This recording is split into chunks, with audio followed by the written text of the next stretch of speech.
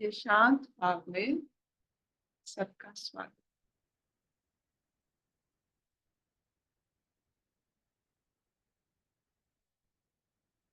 वैशाली जी आगे पढ़ें। हाँ, नमस्ते अर्पिता। नमस्ते आंटी। नमस्ते सब प्रेमियों को। हम लोग गीता का 13वां अध्याय पढ़ रहे हैं, क्षेत्र क्षेत्रज्ञ विभाग योग। उसमें हम आज श्लोक नंबर 22 पढ़ेंगे। श्लोक नंबर 22।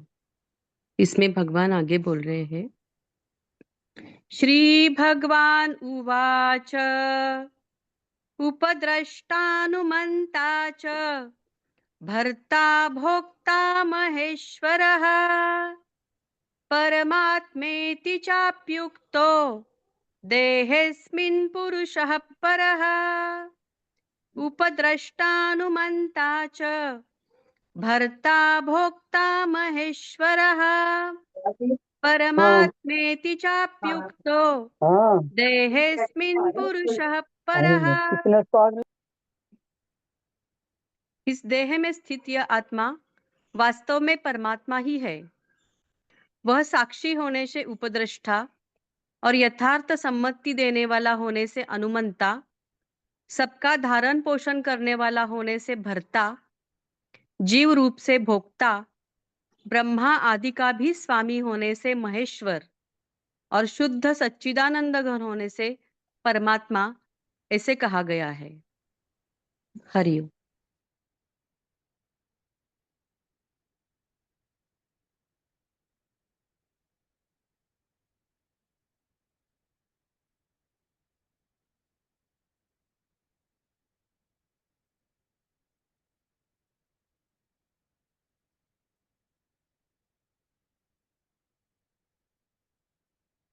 प्रकृति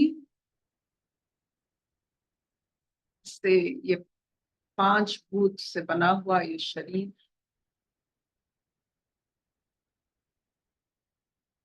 पुरुष तत्व का आत्मभाव चेतना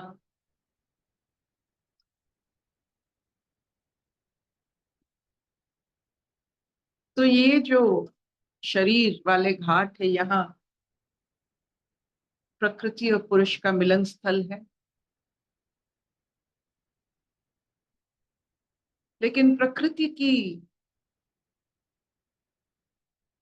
जो स्वभाव है, इंद्रिय के माध्यम से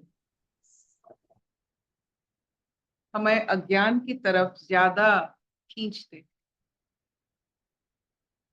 अज्ञान होता क्या है? भूल भुलैया, और कुछ नहीं। जंतर मंतर जो गए होंगे, बस अज्ञान होता क्या है? भूल भुलैया। सब अज्ञान ज्ञान की तरफ है, लेकिन लंबी रास्ता। और सबसे बड़ा रास्ता जितना ज्यादा होगा, प्रारंभ भी उतना भयंकर बनता है।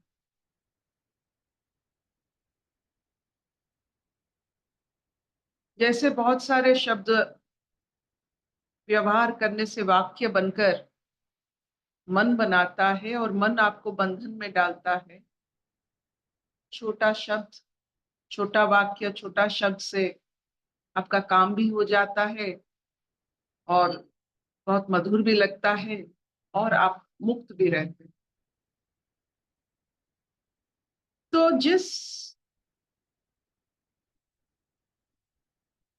ये जो अज्ञान हमें इंद्रिय के माध्यम से लंबी रास्ता की तरफ खींचती है,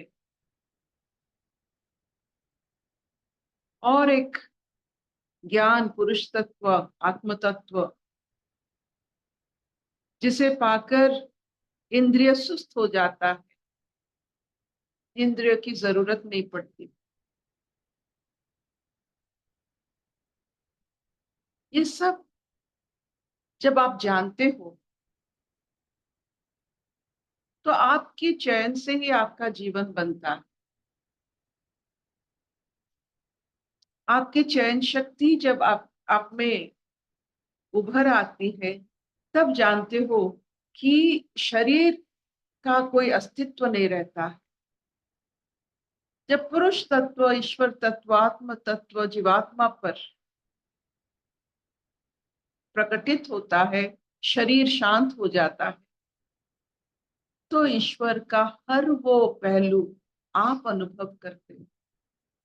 जैसे चंद्रमा सूरज का रोशनी अनुभव करता है, उस रोशनी की वजह से रात नहीं होती, दिन नहीं होता है लेकिन रात भी नहीं होती है, अंधकार नहीं होता। रात का मतलब अंधकार नहीं। तो हम अगर ये समझ ले कि जीवन में अगर अंधकार नहीं है, इसका मतलब आपके पुरुष तत्व, आत्म तत्व या चेतना सत्ता जागृत। जब छूट जाता है ये शरीर, इंद्रिय सुस्त हो जाते हैं और पूरी भाव से ईश्वर आप पर प्रदर्शित होते हैं। ये एक जीवन में एक ऐसी स्थिति होती है कि बार बार मनुष्य जीवन लेने की इच्छा होती है जब ईश्वर तत्व जागृत हो जाते हैं मनुष्य में। वो ईश्वर तत्व जिसके बारे में बहुत कम शब्दों में लिखा गया है। पहला तत्व है उपद्रष्टा। आपने अभी तो योग की 21 तारीख को आ रही है, योग की संगम, इसमें आपने आखिरी पड़ाव देखा होगा कि समाधि। जहां एक आम इंसान के लिए वो आखिरी पड़ाव है, वो एक चेतनावान के लिए पहला पड़ाव है उपद्रष्टा। ऊंचे दाहिने पे बैठने वाला वो पंछी।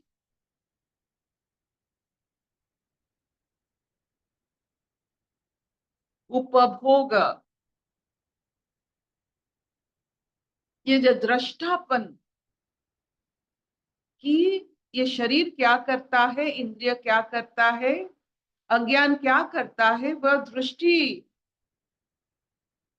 में आ जाए, ये सबसे बड़ी उपद्रष्टा भाव है।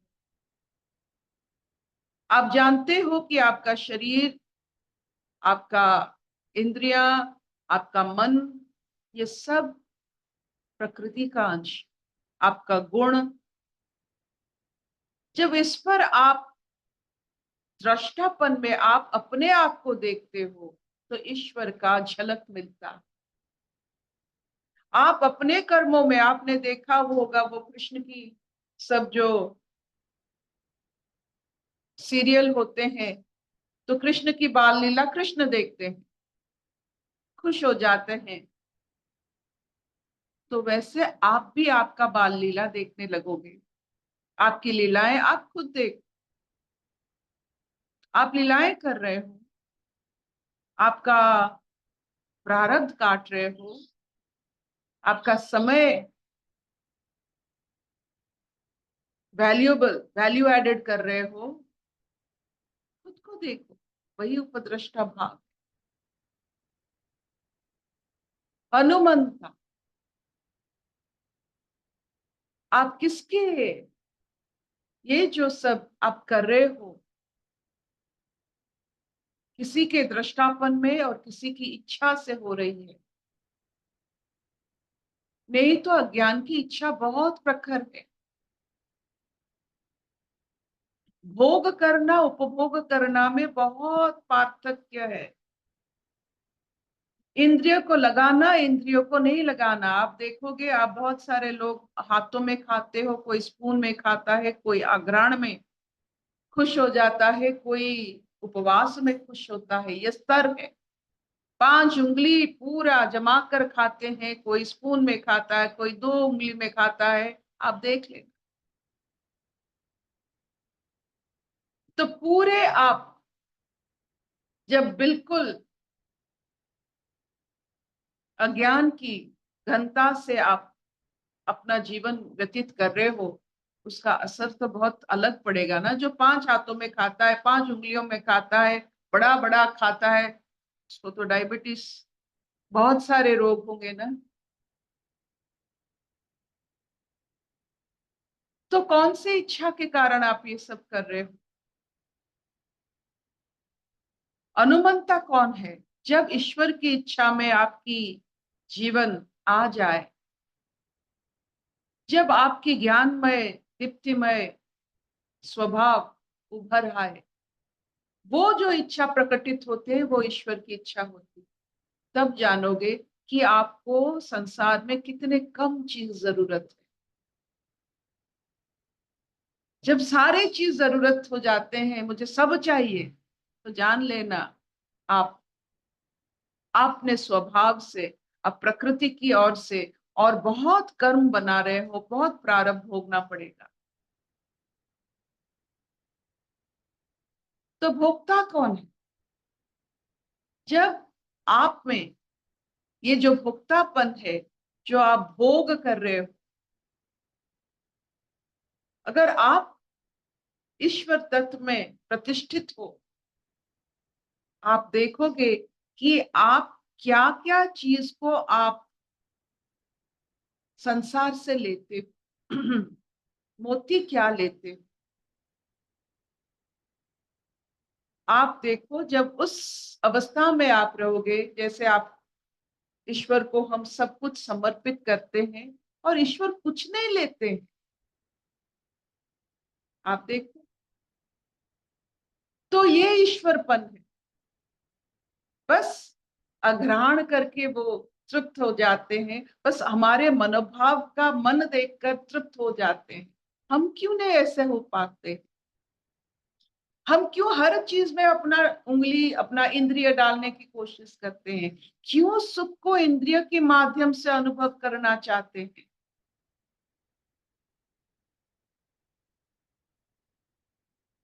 तो बिना इंद्रिय की जब आप भोग करते हो, ईश्वर जैसा भोक्ता बनते हो।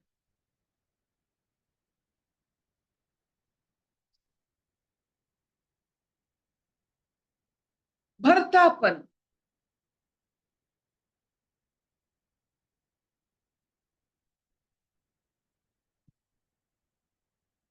सपोर्टर, जैसे बादल को आकाश सपोर्ट करता है, जैसे लहरी को समंदर सपोर्ट करता है, ईश्वर तत्व, पुरुष तत्व प्रकृति को सपोर्ट करता है। वैसे आपकी जो ईश्वर भाव, चेतना आपके मन को सपोर्ट करता है। लेकिन मन इतना भयंकर बन जाता है कि चेतना को आवृत करके चेतना शून्य बना देता है, एनेस्थेसाइज, एनेस्थेसिया हो जाता है हम। जब ये चेतना मन से भी बड़ा हो जाए और प्रतिष्ठित हो जाए, मन उससे आवृत नहीं कर सकता।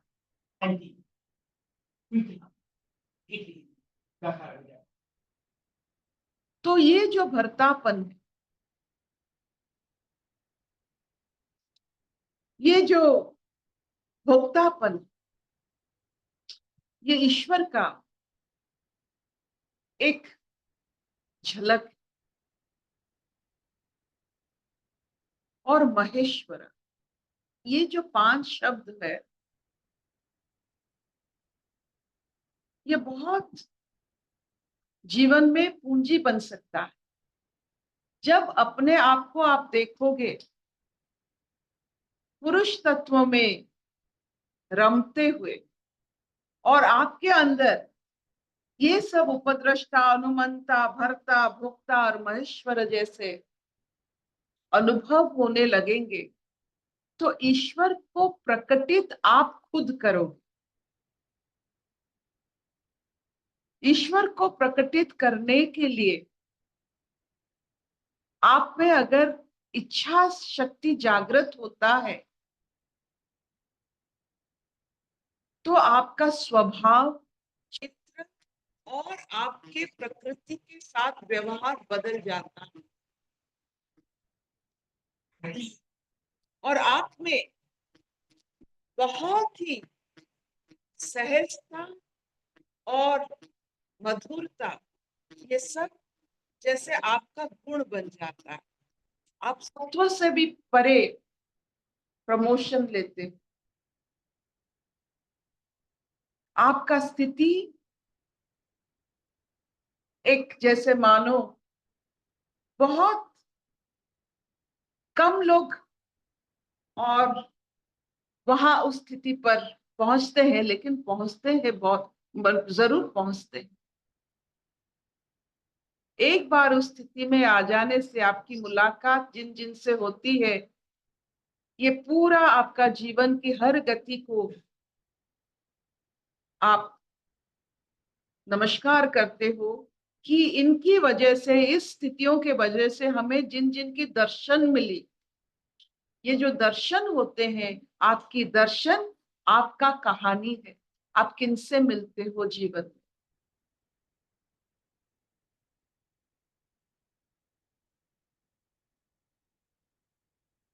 बस आज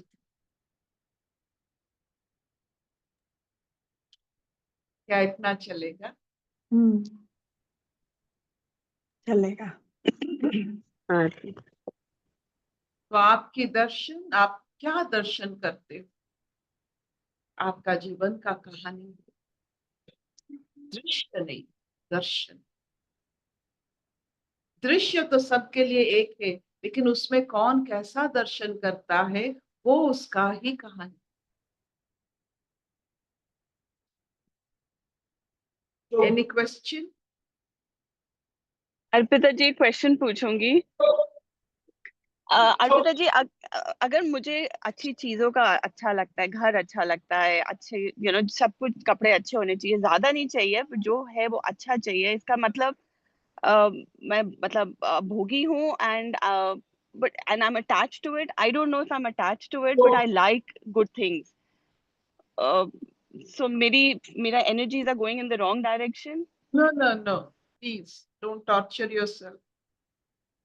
ये सब सत्संग कभी किसी को नीचा दिखाने के लिए या नीचापन नहीं। जहां से आप जो समझ रहे हो उसी से शुरू करो।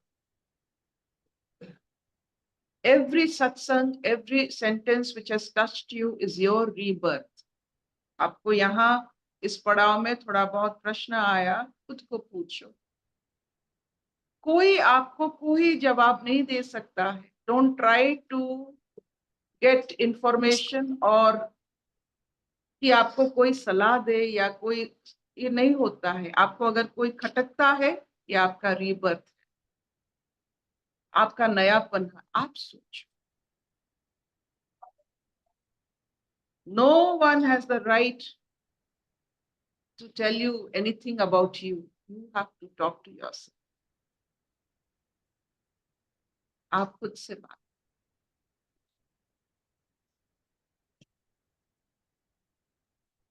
ठीक? कोई प्रश्न? दीदी, प्रश्न तो नहीं है, लेकिन ये श्लोक बहुत इंपॉर्टेंट है। उपदिष्टा अनुमंता भर्ता भोक्ता महेश्वरा। हमारे सत्संग में कई बार प्रभा आंटी ने इस श्लोक को खोला है। तो बेसिकली जैसे वो खोलते हैं कि अपने अपने चेतना के लेवल के हिसाब से परमेश्वर परमात्मा आपके अंदर different different level of purity पे रहता है। तो उपदिष्टा जो है वो बहुत कम प्योरिटी है। वो सिर्फ देखता रहता है। वो जैसे अभी आपने बोला ना कि वो ऊपर जो पक्षी है वो बैठा है, वो देखता रहता है। तो वो सिर्फ साक्षी भाव में ऊपर बैठा रहता है, लेकिन वो किसी भी तरीके से डायरेक्ट नहीं करता। लेकिन उसके बाद अनुमंता भर्ता भोक्ता और फिर महेश्वरा रोल में जब आते हैं परमेश्वर हमारे अंदर, तो हमारे अंदर जब 80% प्योरिटी या मतलब काफी ज्यादा प्योरिटी हो जाती है, तो हमारे अंदर परमात्मा रूप में वो प्रकट होते हैं। तो वही आप बोल रहे हो, ये श्लोक बहुत बहुत क्लैरिटी देता है ये ना। ये श्लोक की बात नहीं। आप इतने सारे श्लोक पढ़ पढ़ कर यहाँ पहुंचे, जी तो ये श्लोक में बात नहीं, आपकी जर्नी में बात है। अगर कोई सीधा ये श्लोक पर आता है, तो ये श्लोक में बात ही नहीं होती। आपकी पूरी जो आपने इतने सारे समझ से ये समझ रहे हो, उस समझ की बात। जी दीदी, दीदी ये जो जर्नी है ना, जो ये उपदष्टा से अनुमंता की जर्नी, अनुमंता से नहीं, ऐसा नहीं है. This is not like yama niyama asana pranayama. It's not like that. It is not a stepwise. ये शब्द है. ये शब्दों के बीच में कोई कनेक्शन नहीं है. ये स्थितियां है. जैसे अर्थ के ऑर्बिट एक स्थिति है, मार्स के ऑर्बिट, ये सब ऑर्बिट्स होते हैं. They are not connected. Vaikuntha और ब्रह्मलोक में कनेक्शन नहीं है, वो स्थितियां है. तो ये शब्द एक एक स्थितियां है. They are not connected. इससे वहां जाना है, वहां से वहां जाना है, ऐसा नहीं. आप उसे अनुभव करो. Who is the supporter? Who is the enjoyer? Who is the Maheshwara? These are different स्थिति. आप देखोगे आहिस्ता आहिस्ता कि ये स्थितियां एक दूसरे के साथ उनका रोड नहीं होता है. They don't have road. They are in their own orbit. फिर बात करेंगे. We'll continue. अशतो मान सद्गमय तमसो मान ज्योतिर्गमय मृत्युर्मां अमृतंगमय. सर्वे सुखिना सन्तु निरामय. सर्वे भद्राणि पश्यन्तु मा कश्चित् दुःखभाग् भवेत्. ओम शांति शांति शांति. Will continue. Thank you, ma'am. Thank Hariom दीदी.